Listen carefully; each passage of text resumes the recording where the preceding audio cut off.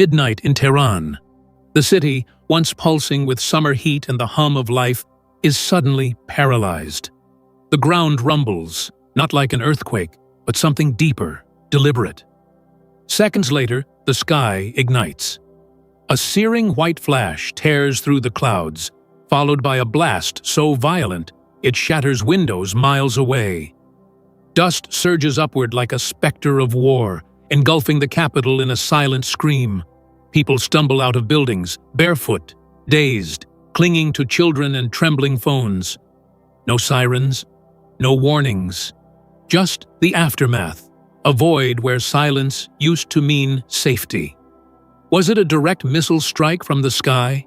A catastrophic explosion from within? Or a cyber weapon that triggered chaos beneath Iran's most sensitive ground? This is not fiction. This is Saturday, June 22, 2025. And in less than 5 minutes, 3 of Iran's most fortified nuclear sites, Natanz, Fordow, and Isfahan, were either severely damaged or rendered inoperable. Within hours, Iranian networks went dark. The oil markets spiked. Flights were grounded across the region. And a single global question rang out louder than the explosions. Did Iran just defeat Israel with the boldest counterattack in modern history? Or is this the chilling first chapter of a war with no return? In the dead of night, between June 21st and 22nd, 2025, the world crossed a threshold it can no longer ignore. The operation was codenamed Midnight Hammer, a phrase now etched into history alongside shock and awe and Desert Storm.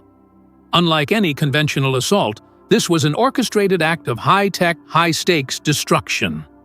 From the belly of the Arabian Sea, U.S. Ohio-class submarines launched dozens of Tomahawk cruise missiles, each pre-programmed with precision coordinates deep within Iranian territory.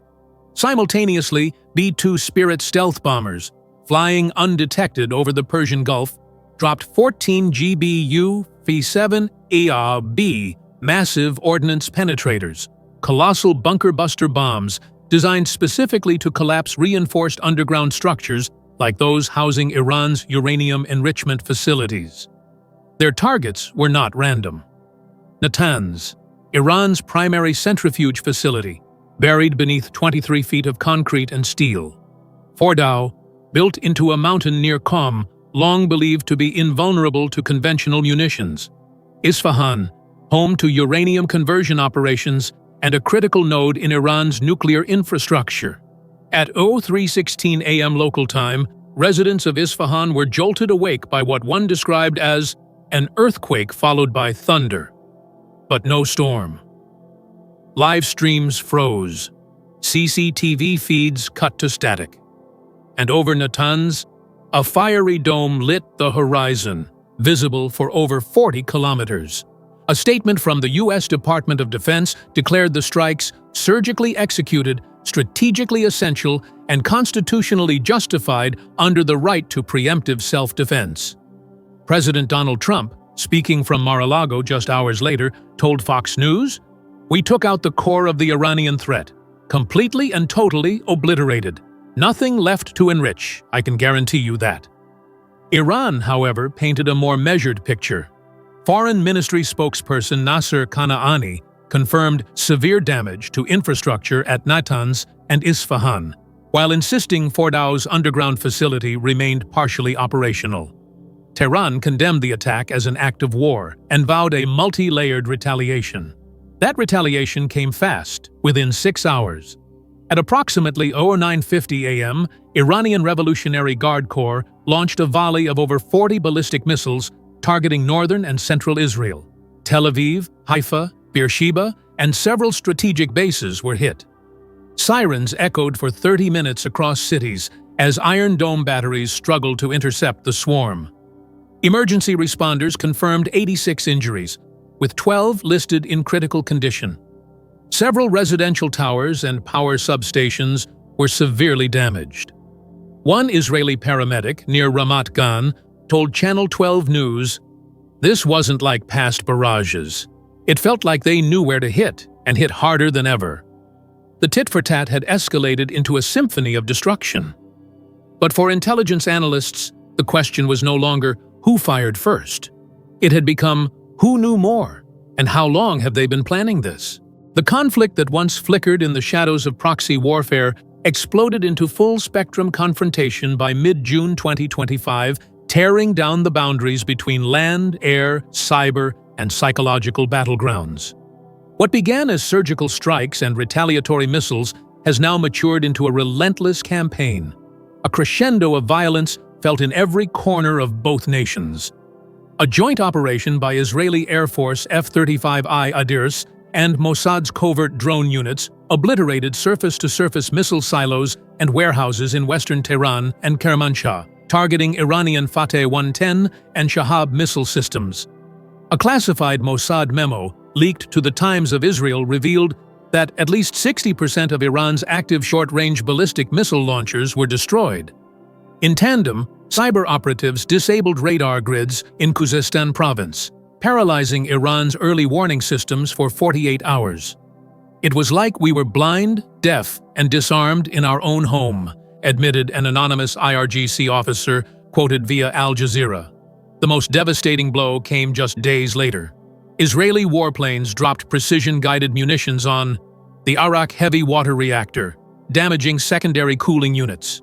4 missile storage depots in Esfahan and Semnan, leaving gaping craters visible on satellite imagery. 2 key air defense radar stations, effectively wiping out over 2/3 of Iran's anti-aircraft coverage west of Tehran. That strike set us back years, lamented a senior Iranian nuclear official on state TV, his voice trembling but defiant. Unable to match firepower directly, Iran pivoted to cyber warfare, with chilling precision. On June 20th, Israeli news outlets confirmed the attack on Gaviam Technology Park in Beersheba, a hub of cyber defense and intelligence contractors. The facility burned for 4 hours, with internal servers and control systems destroyed. It was one of the worst cyber sabotage events in Israeli history. Simultaneously, Iran commandeered over 1,200 private and government CCTV feeds across Israel. Cameras at military checkpoints, ports, and even inside Knesset offices were hijacked. Iran used these visuals to monitor troop deployments, civilian evacuations, and post-strike damage. It was like they had satellites in our living rooms, an Israeli cybersecurity expert told Haaretz. The war wasn't just fought with bombs, it invaded daily life. In Tehran, air raid sirens became as routine as the morning call to prayer. Emergency broadcasts screamed over crackling loudspeakers. Dust and smoke blanketed hospital entrances as the wounded were wheeled in on broken gurneys. Pharmacies ran out of antibiotics by the 3rd day. In Israel, the Iron Dome showed its limits. With over 300 missiles launched toward urban centers within a week, the system failed to intercept them all. Port Haifa, Tel Aviv's Yarkon district, and Ben Gurion Airport were either shut down or operating under strict red alert. You could hear explosions every hour, morning, noon, night. We stopped asking, when will it end? And started asking, who's next? Leah Ben David, resident of Ashdod. As of June 23rd, the death toll painted a portrait of shared catastrophe. Iran, 627 confirmed dead, many in the Esfahan and Kerman provinces, nearly 4,900 injured, including hundreds of children and elderly, entire hospital wings converted to trauma units, some running without electricity. Israel, 28 confirmed fatalities, primarily in Haifa and Beersheba. Over 3,000 injured, many from collapsed buildings or panic stampedes. Dozens of psychological trauma clinics now operating 24/7. UN Humanitarian Affairs spokesperson Lina Al-Karim declared, "This conflict no longer distinguishes between soldiers and civilians, combat zones and neighborhoods. Every strike erodes the line between security and survival. In the fog of war, not all shifts explode with sound. Some are whispers buried inside rubble, dossiers passed in coded language, or truths that quietly undo the myths of triumph." What emerged in the final week of June wasn't just a retaliation, it was a revelation. The conflict had evolved into something far more layered, long-term, and quietly catastrophic. Iranian state broadcaster IRIB released a stunning exposé on June 24th. A covert Mossad listening station was discovered operating out of a villa compound in Karaj, just 45 kilometers west of Tehran. Hidden beneath a wine import business, the compound housed encrypted satellite uplinks, drone telemetry relays, and forged Iranian passports. Forensics linked the site to the disabling of Khorramabad's radar grid on June 13th, aerial mapping of Fordow's roof architecture, later struck with bunker busters, mysterious outages at the Arak reactor's control systems days before the attack. One IRGC general, under condition of anonymity, called it a betrayal inside the skin of our sovereignty. They weren't watching us from afar. They were inside the heartbeat. Western intelligence quietly confirmed this was part of Israel's hybrid warfare model. Drone swarm assaults from outside, sabotage and signal interference from within, psychological disinformation via civilian-targeted panic. For the first time since the 2003 invasion of Iraq, the United States executed direct kinetic operations against a sovereign state's nuclear facilities. On June 22nd, B-2 bombers dropped 14 massive ordnance penetrators, precision weapons capable of collapsing hundreds of feet of reinforced concrete, designed specifically for sites like Fordow and Natanz, built into mountains. The Pentagon claimed we neutralized Iran's most dangerous pathways to nuclear capability for the next 18 to 24 months. But think tanks weren't as optimistic. The Atlantic Council warned this was a delay, not a dismantlement. Iran's nuclear knowledge, networks, and some of its centrifuge cascades remain dispersed and operational. Aerial images from Maxar Technologies, released by The Times, showed massive craters in Natanz, but no full collapse of underground bunkers. Analysts debated whether the strikes hit their deepest targets or merely signaled political will. The logic behind the strikes was laid bare. Israel invoked the Begin Doctrine, a national security principle formulated after the 1981 Osirak airstrike in Iraq. No hostile regime shall be allowed to acquire weapons of mass destruction. Prime Minister Benjamin Netanyahu, speaking before the Knesset Defense Committee, declared, "Iran crossed every red line. We responded not with fear, but with finality." The United States doubled down rhetorically. National Security Advisor Jake Sullivan stated, "We acted to defend global stability. If Iran was allowed to go nuclear, a Middle East arms race would follow." But critics, both foreign and domestic, pushed back hard. At the UN, Chinese Ambassador Chen Shu declared, "You cannot bomb your way into stability." Russia, which maintains close military ties with Iran, accused Washington of reckless provocation and threatened retaliatory support in kind.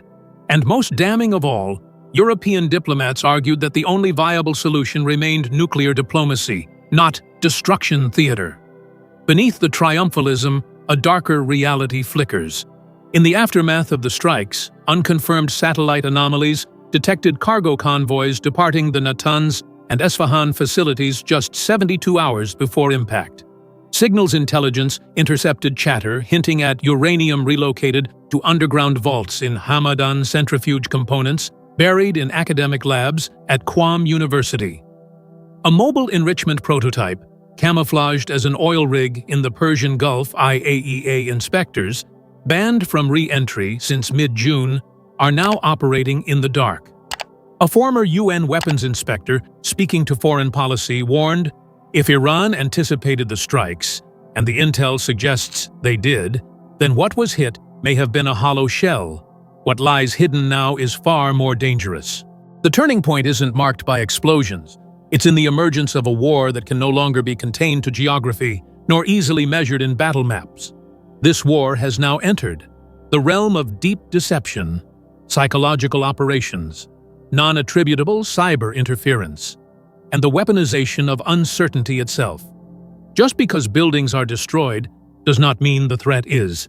Just because Israel struck first doesn't mean it's ahead. And just because America intervened doesn't mean it's in control. As Israeli Defense Minister Yoav Gallant grimly admitted in a closed session, "The silence from Tehran may be the loudest thing we've heard all week. The turning point has passed.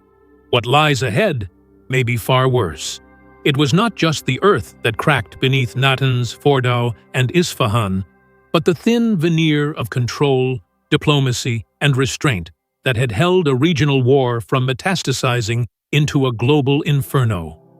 By the final days of June 2025, the war had reached its blood-soaked zenith. At the center of the carnage, Iran's nuclear complex reduced to fire and steel. At Natanz, the pilot fuel enrichment plant, PFE, was turned to rubble. The facility, critical for testing advanced centrifuges, was flattened by American bunker busters, leaving only smoking concrete and the stench of scorched uranium byproduct. In Fordow, burrowed into a mountain near Qom, Israel's deep-penetration GBU-28 bombs achieved what was once thought impossible: the severing of Iran's active enrichment capability at the site. Analysts confirmed through overhead imagery that at least 2 of the 4 cascades were annihilated. Isfahan's centrifuge assembly centers, essential for building IR-6 and IR-8 units, were torn apart, not just by airstrikes, but follow-up drone raids that loitered, scanned, and struck secondary targets with AI-guided precision. "This was the surgical destruction of Iran's nuclear lungs," said retired IAEA analyst Klaus Reiter.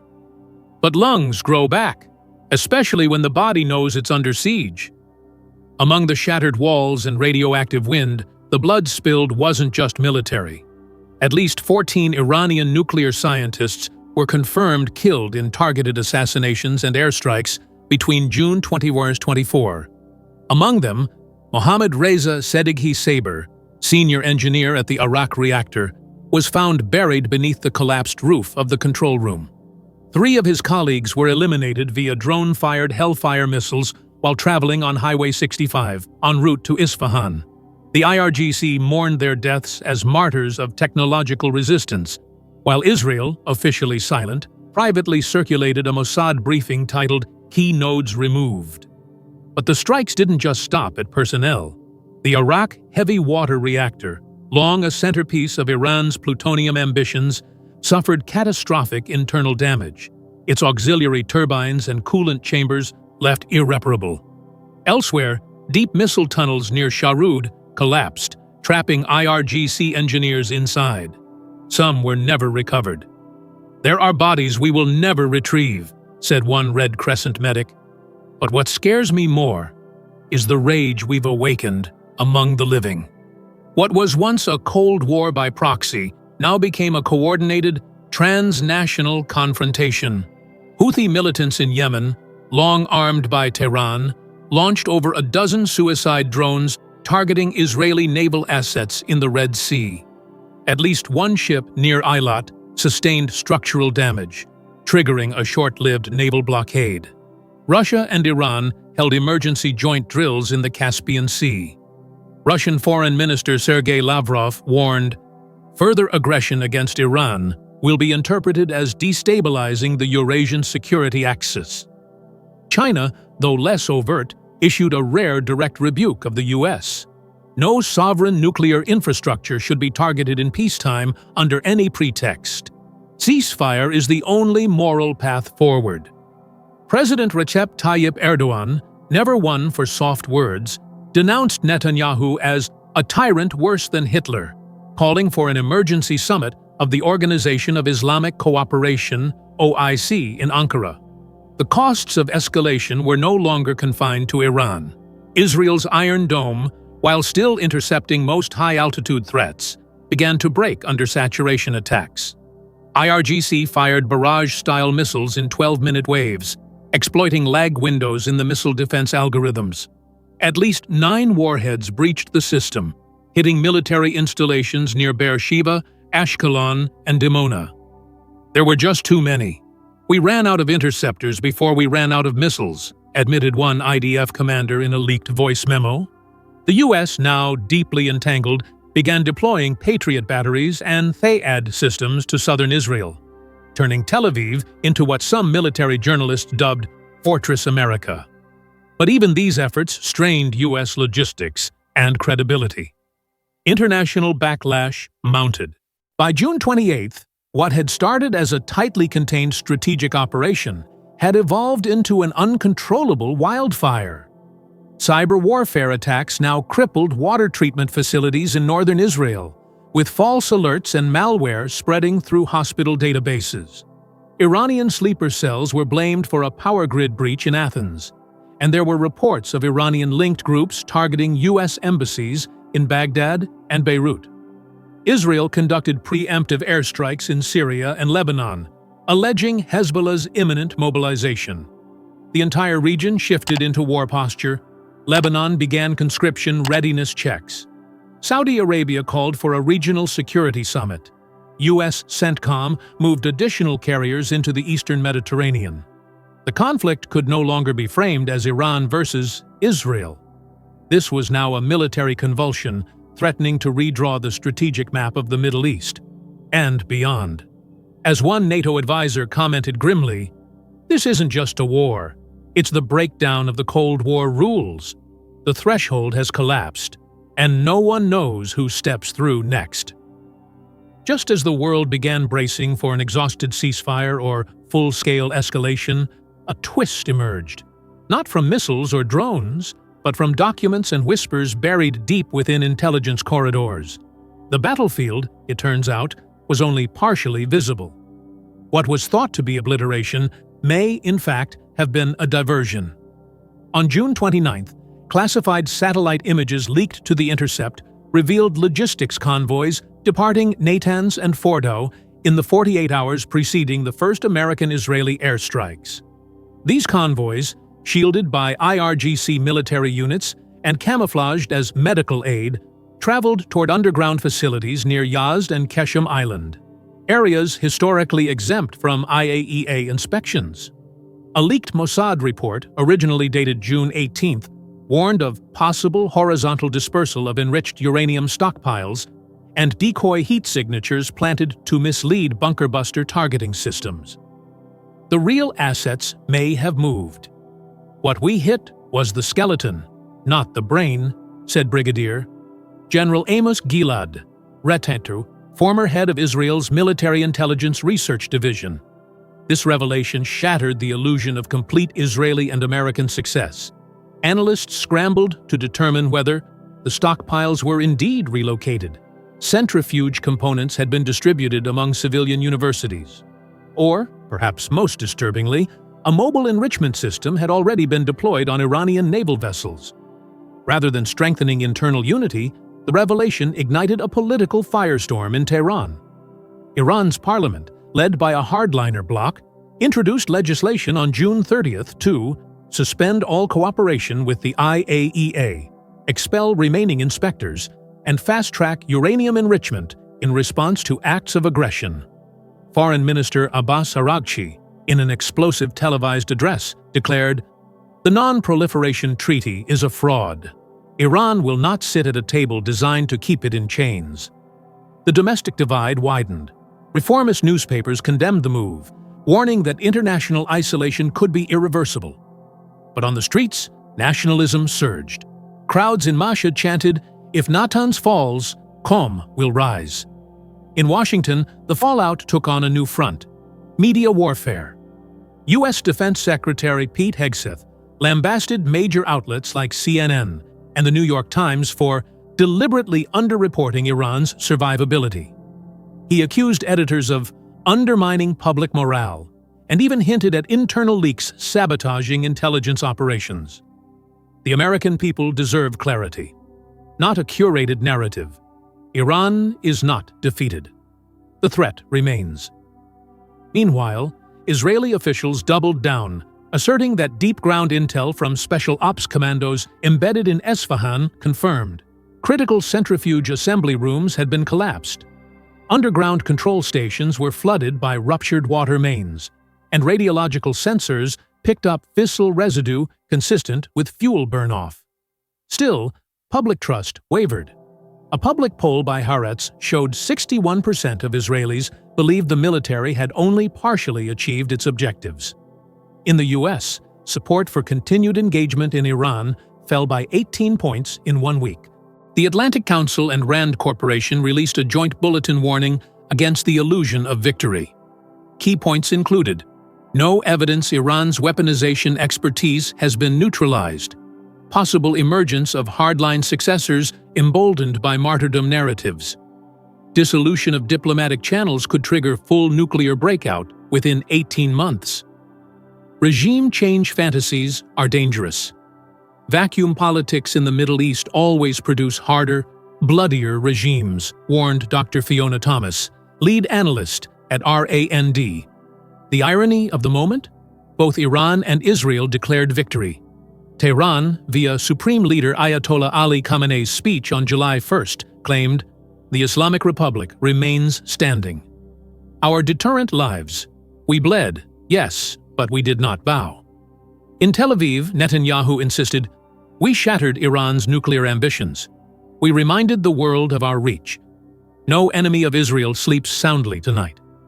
But the global audience sees a darker truth. The nuclear clock still ticks. The fuel still exists. The minds who built it are only partly gone. And the hatred, on both sides, is more concentrated than uranium ever was. The air is still, but not peaceful. It is the stillness of exhaustion, of cities too dazed to weep, and of leaders too proud to pause. Beneath the rubble and smoldering pride lies the true cost of escalation. In Tehran, the skyline flickers, not with hope, but with rolling blackouts. Military checkpoints sprout at every major intersection, scanning for foreign collaborators. In pharmacies, painkillers are rationed. Hospitals run triage with candlelight. At a grief gathering near Revolution Square, a mother clutches a bloodied ID card. "My son worked maintenance at Natanz. He wasn't a soldier, but they bombed him anyway." The smell of smoke lingers, but it's the silence, the missing voices, the unspoken anger that says more than speeches ever could. In Tel Aviv, children no longer sleep near windows. In Haifa, food prices have doubled. In Beersheba, funeral lines stretch past security barricades. Israeli defense forces claim readiness, but morale wavers. Colonel Eli Barak, commander in the Northern Division, admits, "We defended the skies, yes, but not the souls underneath them." Markets tumble. The tech sector, once a beacon of Israeli strength, struggles with cyber disruptions and capital flight. Port Haifa remains semi-operational, a symbol of both resilience and ruin. At the United Nations, Secretary General Antonio Guterres warns of a complete collapse of the global non-proliferation regime. In Brussels, NATO's Director General praises Israel and the US for their decisive courage in the face of existential threat. But outside Western halls, skepticism reigns. China, through Foreign Minister Wang Yi, issues a direct rebuke. You cannot end proliferation by igniting war.